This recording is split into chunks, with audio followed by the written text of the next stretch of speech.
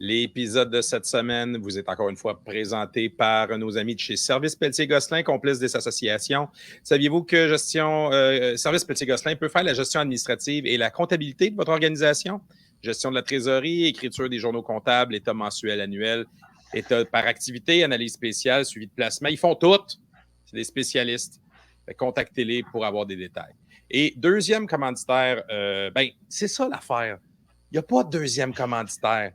Mais si vous vouliez être commanditaire puis qu'on vous plug là, comme je viens de faire pour SPG puis comme je fais à chaque semaine, puis vous dire comment vous êtes beau puis fin puis hot, contactez-nous. On essaie tout le temps d'en offrir plus à nos membres. Puis si vous voulez nous aider à aider les carabins, à aider nos membres, contactez-nous. Ça va nous faire plaisir via Facebook puis tous les liens que vous allez voir à la fin de l'épisode. Bon podcast.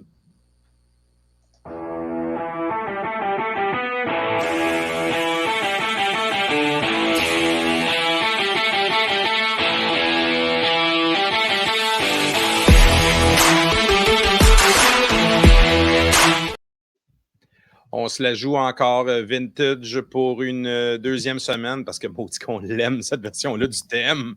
Ça valait la peine d'en profiter. Puis ça a été tellement une belle fin de semaine, on ne voulait pas s'en sortir. Donc, avec moi, comme à l'habitude, Tam et François. Mon micro ne marche pas, Mathieu. Hello!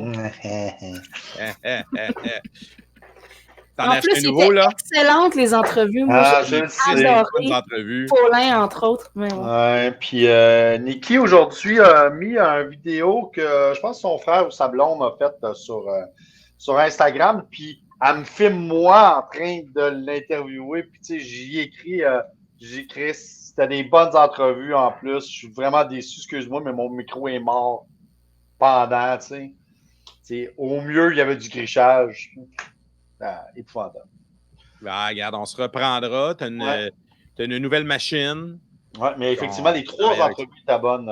Mark Sullivan aussi, c'était intéressant. Nikki était vraiment intéressant. Il parlait justement du fait qu'on s'en retourne à Sherbrooke. Donc, 2 en 2, comment on planifie un back-to-back, comment ça se planifie. C'était vraiment intéressant, sa façon de le verbaliser. Puis, mais bon, hein, les areas de la technologie. Écoute, on se reprendra. C'était des bonnes entrevues avec des bons interviewés, mais on aura peut-être l'occasion de les revoir plus rapidement. Exactement. Ça nous donnera ça. On faisait l'intro ensemble, puis ça, c'est perdu. Exactement. On va devoir se reprendre à Sherby. Mais ça se peut qu'on ne soit pas capable parce qu'on va avoir du gazon jusqu'ici. Là, ça va être un peu là. Fait que, on va tous être à Sherbrooke. Je pense qu'il va y avoir un bon contingent cette semaine. Mais avant de parler de ça, on va revenir sur le match du week-end. Comme on le disait, le match rétro avec l'uniforme inspiration années 60. Et contrairement aux carabins bleu et or des années 60, l'équipe de football a sacré une rince à ses visiteurs.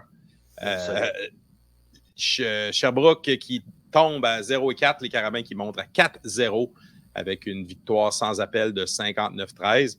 On va faire un petit résumé parce que c'est toujours le fun de voir qui a inscrit le pointage. Donc, en début de match, Boyer avec un rouge, un botté de dégagement. Sherbrooke répond avec un placement.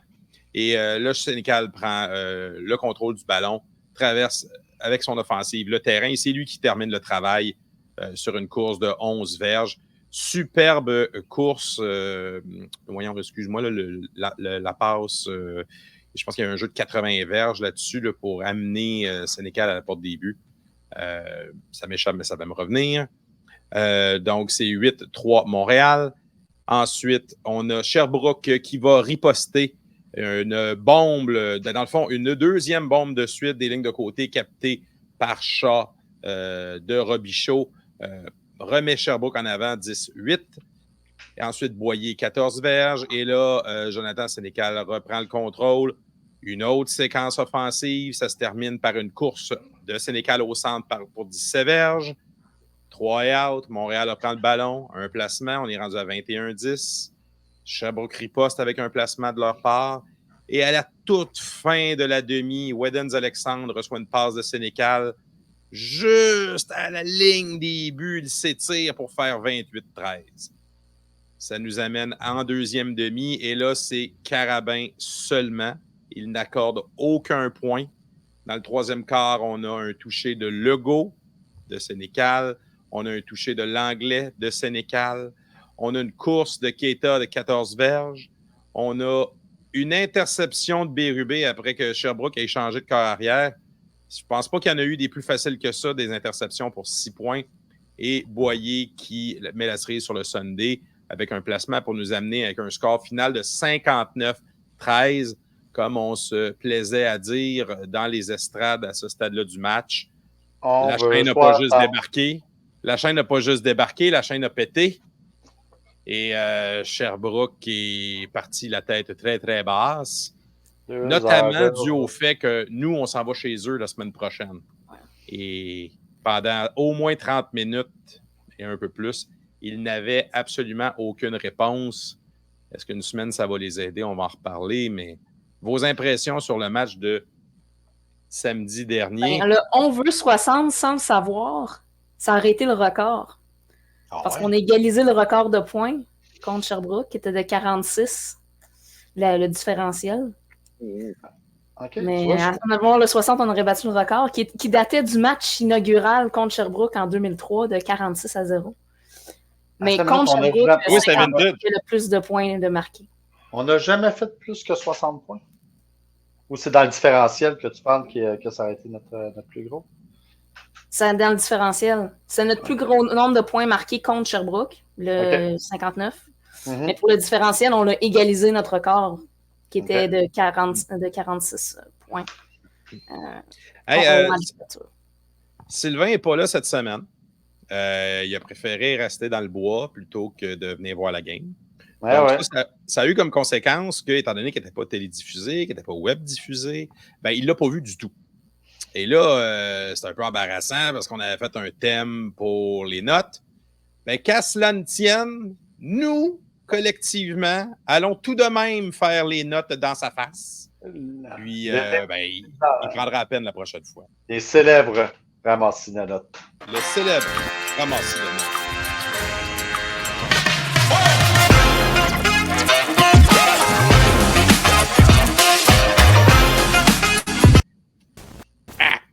Le célèbre ramassis de notes de deux fans qui n'est pas là. C'est là. Mais, regarde, on en a fait, puis je pense qu'ils sont pas pires, quand même. All right? Première note, vintage à l'os. C'était vintage à l'os. C'était vintage à l'os. Un uniforme rétro, un beau tailgate. Exactement. On était tous habillés en vintage. On a fait des hold-doy. J'avais sorti ma calotte de 2002, la noire, là, avec la strap, là. Elle me faisait plus sur ma tête parce que je comprends pas ce qui est arrivé dans les 20 dernières années. Ma tête a allongé vers le haut ou la casquette a aplani. Dur à expliquer. Comment vous l'avez trouvé, vous autres, le chandail? Vintage des Carabins, le bleu et or? Bleu et vert. Visuellement, de loin, c'était super beau, là. Moi, je le trouve était bien. Incroyable. Sérieusement, là. Les photos de James sont incroyables. Ça flash que le Christ. Sérieusement, moi, je le trouve vraiment beau. C'est un bel uniforme de football, mais tu sais, c'est pas les Carabins. Là, M. Panet-Raymond en parlait là, quand ils ont ramené le programme. Ils ont fait le choix d'aller bleu, blanc, noir. Et je trouve que l'identité, c'est ça. Fait que là, quand tu t'en vas ailleurs, c'est drôle, mais c'est pas... Je suis d'accord. C'est peut-être juste parce que, tu vois, les deux uniformes au football universitaire américain que je trouve les plus beaux, c'est celui de Michigan. Michigan, tu sais, mais le classique, là, où il est juste le bleu foncé et les numéros en jaune, justement. Puis, tu sais, super allongé, là, très vintage. Je trouve... Puis, pas de décalque, là, c'est jaune direct, pas avec le petit rebord blanc. Tu sais, pas directement beau. Je trouve que ça torche vraiment. Puis, il me faisait un peu penser à ça. L'autre que j'aime aussi, c'est celui de Penn State, le classique bleu, toujours bleu, avec les numéros blancs. Bleu et blanc. Exactement. Mais vintage encore, là, je rappelle, celui vintage qui est complètement uniforme, puis juste les logos, le temps trop allongé, puis tu sais. C'était beaucoup plus facile de suivre les numéros. Ouais, mais il me faisait. Mais le jaune dans la fin de semaine me faisait penser à ces deux chandails-là. C'est pour ça que je le trouvais beau. Puis avec les bas, avec le. Je sais pas, je trouvais C'était épuré. C'était épuré, c'était classique. Le pantalon blanc, casse blanc était intéressant. Ah ouais. Ça m'a fait penser que dans le RSEQ, présentement, il n'y a pas vraiment d'équipe qui est très créatif dans ses uniformes. Même Sherbrooke, qui avait toujours été on a tous le même modèle de chandail. Un peu plus moderne, un petit peu plus créatif dans leur... Là, le branding, c'est vert, or, blanc. Le casque, il est vert avec les numéros sur le côté, le genre old school. Même pas de S, il n'y a rien. McGill, Sherbrooke, c'est exactement le même modèle de chandail. C'est la même coupe, c'est le même design, des couleurs sont différentes. C'est à l'intérieur du même manufacturier, tu peux... mais non, c'est très, très épuré. Même Laval, qui historiquement avait les grosses stripes dorées et blanches et noires, puis maintenant, c'est très straight, Laval, le numéro. Mais ça coûte cher. Eric, ça coûte cher. Là. Les universités sont pauvres que le Christ. Fait que ça coûte cher avoir plus qu'un uniforme. C'est peut-être pour ça. Mais... Ah oui, je pense que c'est un choix aussi d'aller dans quelque chose de très classique, très épuré. On est là-dedans. Concordia ont essayé d'être peut-être un peu plus créatifs avec leur casque, mais l'uniforme est très straight. Mm-hmm. Il y a toujours des nouveaux chandails quand même, presque à chaque année, sur les modèles. Là, ça varie quand même. Mais ça a été vintage parce qu'on a Christian Reims au renard comme dans le bon vieux temps.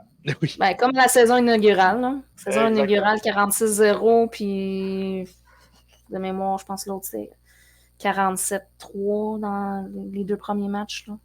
Je sais pas, je me souviens juste qu'il me semble que Laval leur avait donné un 90-0. Oh, probablement. Là. Nous, on n'était pas bien mieux à notre première saison non plus. Là. Non, monsieur. Non, madame. Là, j'essaie de retrouver la séquence, la course, là, la passe et course avant le logo. De logo. C'est ça, c'est ce que je cherchais. Parce que là, je suis à la deuxième note, la vitesse tue. Et sur cette séquence-là, il y a eu deux jeux. Le jeu de logo, où il a pris tout le monde de vitesse, il est revenu, il a coupé, puis là, on a vu la qualité d'athlète qui était sur le terrain versus l'autre côté. Et 1 ou 2, 3 jeux après, là, c'est Jonathan qui nous a montré c'est quoi de la vitesse. Quand il est sorti de la pochette, qu'il y avait un secondaire qui avait l'angle sur lui. Ouais, mais malheureusement, après 3 enjambées, c'était terminé. Il avait tourné le coin, il était parti. Avec un secondaire et un débit, les deux avec le bon angle, Jonathan les a dépassés d'une rapidité. Vraiment, puis tu as raison pour le gars aussi, s'il met à courir, que vraiment. Puis on va rajouter un autre qui courait, Widen Alexandre, sur les retours de beauté. Ça aussi, ça s'est mis à de la vitesse pure. Ça a apparu, lui, il a tourné le coin une couple de fois. C'est vrai que ça a été les marches de Chabot lui a permis de se... Exactement. Il était très utilisé. Ouais. Son toucher, là, c'est, je veux dire, je ne sais pas par cœur, mais les chansons que ça aurait été un tracé de Chabot, ça. Absolument. À l'intérieur, donc ça lui a donné la chance d'aller se mettre en valeur. Donc ça, c'est intéressant. Ouais. Le troisième note, le jeu de la main chaude. Et ça, c'est un running gag qu'on avait dans les estrades. On commençait à avoir mal aux mains à force de se faire des high-five. 59 points et... Beaucoup touché, hein? On les closait, nos red zones, là. Exactement. On les closait solides. On a eu 3 touchés de rappelé aussi, là.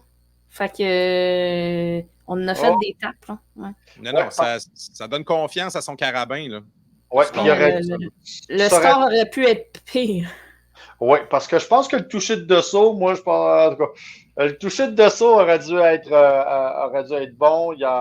Je sais pas. J'aurais aimé en voir des reprises, là. Il y a aussi la bombe de Canal Charles en fin de partie qui aurait dû être un toucher aussi, parce que le ballon, il a popé out genre 5 secondes après qu'il soit à terre. Là. Absolument, t'as raison. J'aurais aimé voir la reprise pour voir à quel point le ballon a été délogé quand. T'sais. Mais tu as raison, Eric. On a fini avec la main rouge à force de se taper des mains. Puis c'était heureux problème. Un heureux problème. Un heureux problème, vraiment. Quatrième note de Joe Show. Quoi dire d'autre? Quatrième. Un Joe en santé. Il a joué 4 matchs, il est 4 fois joueur de la semaine au Québec. Et il n'a pas joué du 4e quart. Pratiquement pas. Un jour santé en vaut 2. Exactement. Juste pour dire, au niveau des passes, 18 en 28 pour 324, 3 sacs. Attends. Ça n'a pas été sa meilleure game en plus. Ça n'a pas été sa meilleure, même pas. Ah non, parce que au sol. Échappé, non? Et encore une fois, au sol, seulement 3 courses, mais 40 verges. Donc, ça lui fait une moyenne de 13,5, 2 touchés. Donc, non seulement il est mortel quand il court, mais il le fait juste quand c'est nécessaire. Le deuxième, c'est pas que tu veux, là. Son deuxième touché était parfait parce que le jeu avait été designé comme ça. Il y avait son spy sur lui. Le spy s'est enfargé là, parce qu'il a fait une petite feinte. Hop! Mais il y avait son option de libre aussi si ça débouchait pas. Si le spy avait eu un meilleur angle, ce qu'il n'a pas eu, tout s'était ouvert devant lui. C'était incroyable. Là. Il avait fait tout bouger en arrière, ce qui veut dire que les débits puis les corners étaient tous partis. Aïe, c'était parfait. Hey, il a trottiné jusqu'à l'intérieur. Les deux touchés, personne n'a passé proche de le plaquer. Non, Joe a eu toute une performance. Puis comme je disais, c'est en plus, lors du premier quart, c'était pas 8-11 pour rien parce qu'il y a eu des mauvaises passes. À un moment donné, il lançait trop fort. Dosso n'était pas là. Si je me souviens bien, tu as Legault qui en a échappé une, qui était directement dans les numéros. Ah ouais, ben c'est ça. Il y a des passes échappées qui n'auraient pas dû être échappées. Mais contrairement aux années passées, on se dit, c'est pas grave, Joe va être capable de se reprendre. Puis probablement, je n'ai pas vu les stats, mais il me semble que tous les receveurs ont touché au ballon. Hein? Ouais. Ah, la liste est pas toutes, mais 1, 2, 3, 4, 5, 6, 7 receveurs différents. Puis c'est assez bien réparti. Là. Celui qui en a le plus, ben, c'est Legault et Dessau, mais c'est seulement 4. L'Anglais et Alexandre 3. Puis on a Gourgon, Jones Dudley et Riopel à 2. Ah, le Bourgeon a eu une hostie de belle passe en plein centre, si je me souviens bien. Là. Ah ouais. Non, des beaux chiffres. Et finalement, notre dernière note, lever le pont-levis, ben ça, c'est un shout-out à la défensive parce que ça reste que Sherbrooke, c'est pas des pieds de céleri et ils n'ont accordé aucun point en deuxième demi. Oui, c'est mathématique. Si ton attaque carbure, ça veut dire que tu redonnes le ballon à l'autre équipe quand même relativement souvent. Ça n'a pas aidé Sherbrooke, ça. Là. Mais pas ça. Notre défensive crée des revirements cette saison. Ce qu'on faisait pas, ce qu'on faisait peu l'année dernière. On rentrait dans le front, on saquait le QB. C'était ça notre mindset cette année. On crée là, des ballons échappés qu'on recouvre, des interceptions. Il y a eu une coupe de. C'est quoi le nom du gros des lignes? Fortin qui s'est pitché. Ouais, c'est ça, Samuel Fortin. Il s'est pitché sur le ballon. Il avait de l'air de. Oh, le ballon! Il c'est souvent ça, les joueurs de ligne. Hein? Quand ils ont la chance d'en attraper un, ils ne touchent jamais au maudit ballon. Ah, moi, j'ai trouvé ça écœurant de les voir arriver comme ça. Puis, mais effectivement, mais en plus, on a eu de la pénétration, ce coup-là. Il y a eu des sacs. L'interception. On parle de 6 sacs et une interception. Juste une? Ouais. Oui, juste une. Toute une, là, pour ramener dans la zone de but. Hey, ça ressemblait, j'ai trouvé que ce jeu-là ressemblait à l'interception qu'on avait eue à Laval. Tu sais, qui pitch directement dans les mains, puis il a juste à s'avancer vers la zone des buts. Dans la red zone, oui, c'est ça. Ouais. Mais tu vois, je n'avais même pas remarqué que c'était plus Robichaud qui était là. Mais en plus. Ouais, donc, à la fin, c'est pas impossible qu'il y avait. Ça faisait 2 séquences. C'était la deuxième séquence que c'était Picard. J'avais vraiment pas remarqué ça. Mais ce qui m'a impressionné, c'est quand même, on le voit là, il y avait plusieurs recrues. Mais donc, dans les corners, nos 2 corners normaux n'étaient pas là. Donc, Auger puis Saint-Cyr, là, c'est nos 2 vétérans, n'étaient pas habillés. Fait qu'on avait. On avait 2 corners, pas recrues. LP Gauthier, c'est pas une recrue, mais tu sais, Il a juste eu un peu de terrain l'année passée. C'est ça. Mais on avait surtout Max Sullivan Enzang. Hein? Ouais. Faudrait demander comment il prononçait. Max Sullivan, OK, qui est celui qu'on disait de bons mots. Il était remplaçant depuis les premiers matchs, là, où il était en rotation. Exactement. Mais là, lui, c'est le gars qui vient de Calgary, qui a joué junior à Calgary. Il y a eu de très bonnes séquences. Là, je l'ai eu en entrevue, vous ne m'aurez pas, par exemple, mais je l'ai eu en entrevue, puis j'avais l'air de sticker sur le fait qu'il s'est fait complètement geler. Les deux seules grosses passes qu'il y a eu, c'était contre lui, puis il s'est fait vraiment fait avoir. Deux des trois, l'autre, c'était Gauthier. Mais tu sais, j'ai dit, mais tu sais, je veux pas qu'on résume ta game à ça, même si c'est de ta faute s'il a touché. Mais il était sur tous les jeux à un moment donné, sous une touche spéciale. Il a eu une très bonne performance. Surtout en première demi, là. Ouais, ça augurait bien. Puis il y a eu ils se sont mis à alterner à un moment donné.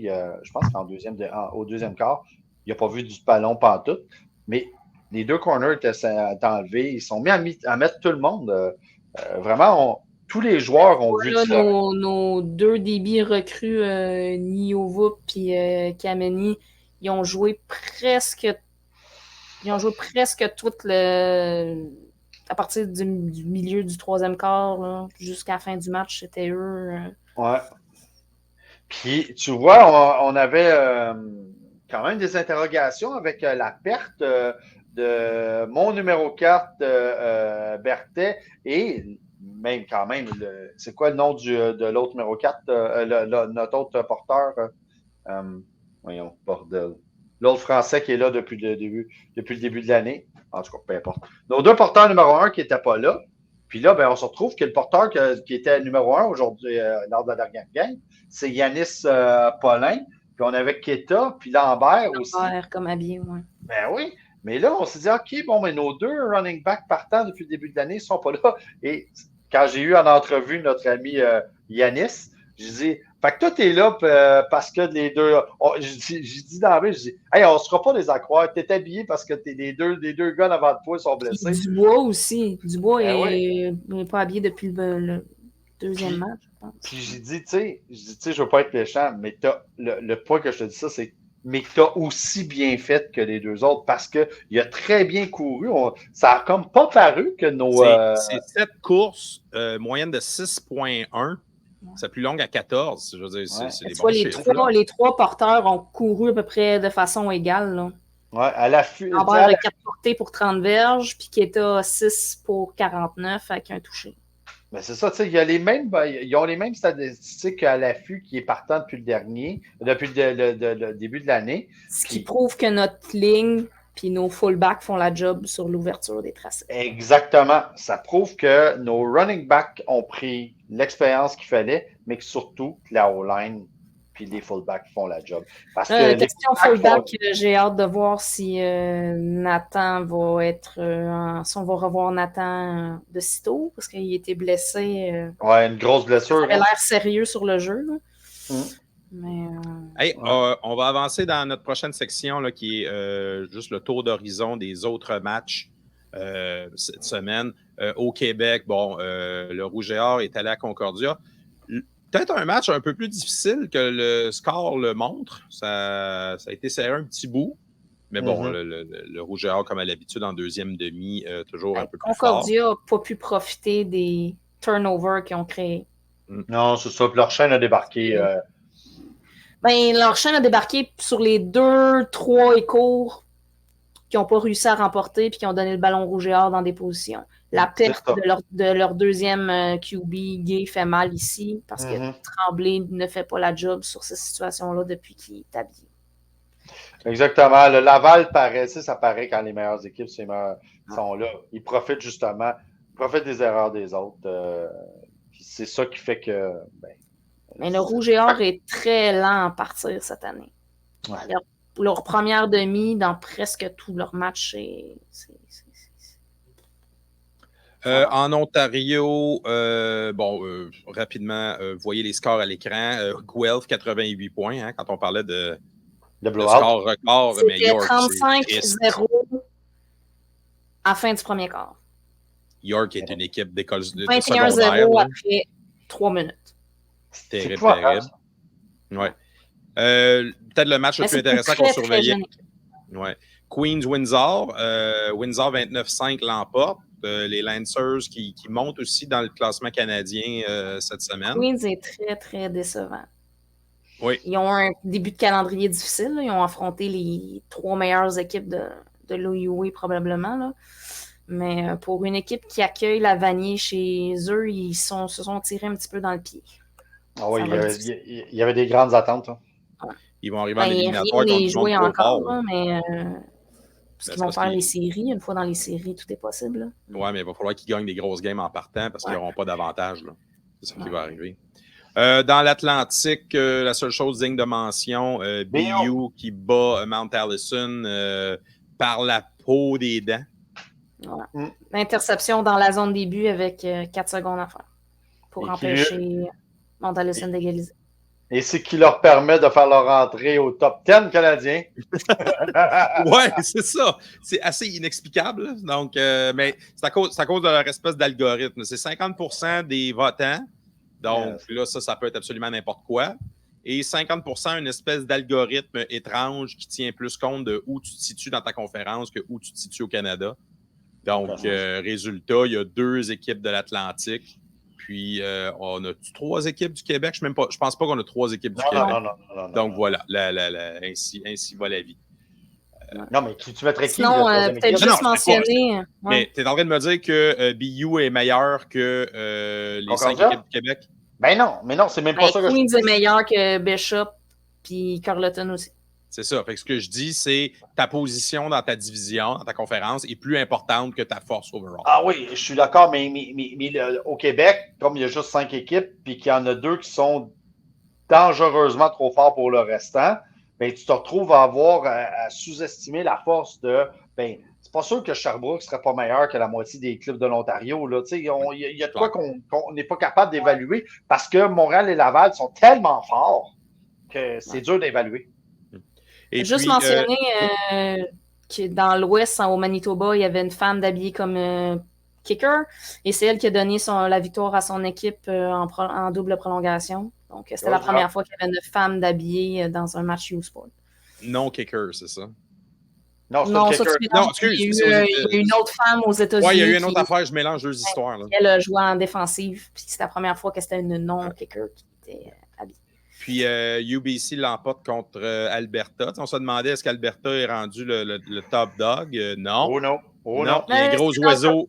Il y a un gros oiseau qui est arrivé. Là. Et les 3 premières positions sont pas mal lockées dans l'Ouest. Là. Ouais, tu as une bataille à 3 entre les Huskies, les Golden Bears, puis les Thunderbirds. Les petits chiens, les petits oursons, puis les gros oiseaux. Bilan de mi-saison, on va y aller rapidement parce qu'on est déjà quand même rendu assez loin, mais ça va être en lieu et place d'un preview du match de la fin de semaine parce que on l'a déjà mentionné, on rejoue encore une fois contre Sherbrooke, donc c'est les mêmes acteurs, le fond, l'arrière-plan est différent, mais c'est pas mal les mêmes enjeux, nonobstant quelques blessures, donc on pourrait s'attendre à un voir comment on va le jouer. Est-ce bon. qu'on va avoir d'autres recrues d'habillés? Mais ce qu'il va falloir savoir, mais la seule différence, c'est là, ça va être de voir si nos blessés légers, ils sont ça comme ça, qui étaient Chabot, qui étaient Saint-Cyr, est-ce qu'eux seront de retour? C'est à savoir, je sais pas pour les autres, mais je sais que ces deux-là. Il y a aussi Bertek, je sais qu'il devrait revenir, peut-être Auger. Il faudra voir, mais c'est ça qui va être la différence. Ou on les garde en se disant, ben, on a la capacité de pouvoir se reposer pour 2 semaines encore. Absolument. Donc, écoute, bilan de mi-saison, ce qu'on remarque, là, c'est que un Jonathan en santé est un Jonathan productif. Donc, et surtout, autant par les airs qu'au sol. Est très, très bien distribué. Oui. Oh, oui. Tant chez les porteurs de ballon que chez les receveurs. Mm-hmm. Tout le monde a touché au ballon. Il n'y a pas personne qui sort vraiment du lot en termes de statistiques. C'est même Joe qui mène au sol. Oui, Joe au sol, mais c'est quelques tranches de. C'est des gros jeux. Là. C'est Joe au sol à cause de la victoire à Laval. Là, où exactement. Il a couru pour sa vie, là, puis il était extraordinaire. Là. Ben, c'est les 2 derniers matchs. Il y en a quand même ramassé 40 dans le dernier match. Vois, là, il y a déjà un total plus grand que ces 2 autres saisons presque combinées dans l'uniforme des Bleus en termes de course. Mais tu l'as dit, Eric, ce qui est beau à voir, c'est l'autre côté, c'est les receveurs. C'est Dessau, c'est Legault. Legault qui prend vraiment de l'expérience. Celui qui pas qui me déçoit, mais que je m'attendais à plus, c'est Dudley. Dudley qui, l'année passée, avait tout pris la place qu'on lui donnait. Il était devenu le receveur numéro 1 de l'équipe avec tous les blessés. Cette année, il est beaucoup plus discret. Les statistiques un petit peu moins grandes, moins bonnes. Mais c'est ça. Mais en même temps, c'est un peu, c'est l'embarras du choix. C'est-à-dire que quand tu as juste un receveur de disponible, Dudley, à un moment donné, c'était la seule cible. Là tu as des options. Fait que c'est sûr que ça fait plus de monde dans la même tarte. On a des options luxueuses. Là. On a Simon Larose qui a à peine touché les ballons. Là, puis on risque de voir éclore à Laval. On a déjà plus de touchés offensifs que toute la saison passée combinée. Ah ouais. Donc, votre highlight mi-saison? La performance de Joe. La performance de Joe? C'est même pas proche. Là. C'est de voir comment Joe est clutch. C'est exactement ça. Moi, je vois dans autre chose totalement. C'est la transformation de notre défensive. Notre défensive était très axée sur le blitz l'année dernière. Puis tout passait par là, par le travail dans la ligne. Cette année, la défensive crée des revirements, provoque des échappées, sont plus impliqués en termes de tout, de 12 joueurs que seulement le front défensif. J'aime ça parce que c'est comme ça qu'on gagne les batailles. T'sais. Contre Laval, c'est les revirements qu'on a créés. Puis si on gagne ce différentiel-là, ben, ça va juste nous aider à gagner des matchs puis enlever un petit peu de pression sur Joe pour produire à l'attaque aussi, puis donner surtout des meilleurs positionnements de ballon. Donc, des moins longs terrains à traverser. Je vais faire comme Tam fait. Moi, je vais prendre l'autre volet. Moi, je vais aller ces unités spéciales. Parce que ça a toujours été un point d'interrogation. Boyer, au début de l'année, c'était pas toujours évident. Mais je perçois un gain en confiance, une stabilité qui s'installe, puis quelques affaires à faire, puis je pense que ça va devenir une belle affaire. L'autre chose que je veux mentionner, on en a parlé beaucoup dans les épisodes précédents, tout ce qui est retour de beauté, les pénalités, il y en a beaucoup moins. On sent que les retours de beauté, c'est plus aussi périlleux, c'est plus aussi difficile, il y a de la confiance. Les gars se disent, regarde, ça ne me sert à rien de retenir, mon retourneur, il est correct, et ça me donne espoir qu'à un moment donné, il va peut-être en casser une. On voit Whedon, je trouve qu'il cherche son corridor. À un moment donné, il va en trouver un. Puis c'est pas en faisant des sparages en revenant à 25 verges. D'ici la fin de la saison, j'aimerais ça qu'on y laisse un peu plus de place, même si Chabot va revenir dans le line-up. Oui. Je trouve qu'il fait un beau travail sur les retours. On lui enlève un peu cette pression-là. Oui, ça a du sens. Parce que de toute façon, sur les retours de beauté d'envoi, tu as besoin de deux. Tu as besoin de deux. C'est sur les retours de beauté de dégagement que là, tu as un joueur qui est tout seul sur son île, puis il faut qu'il essaie de faire un miracle avec quelque chose. T'sais. Je trouve tellement que Chabot apporte quelque chose offensivement que j'aimerais ça qu'on conserve son énergie un petit peu puis qu'on utilise plus son explosivité sur l'aspect offensif plutôt que sur les unités spéciales. Alors qu'on a d'autres bons athlètes aussi qui peuvent pas faire ce job-là. Fait que tu vois, François, on peut parler des batteurs. Ça se fait.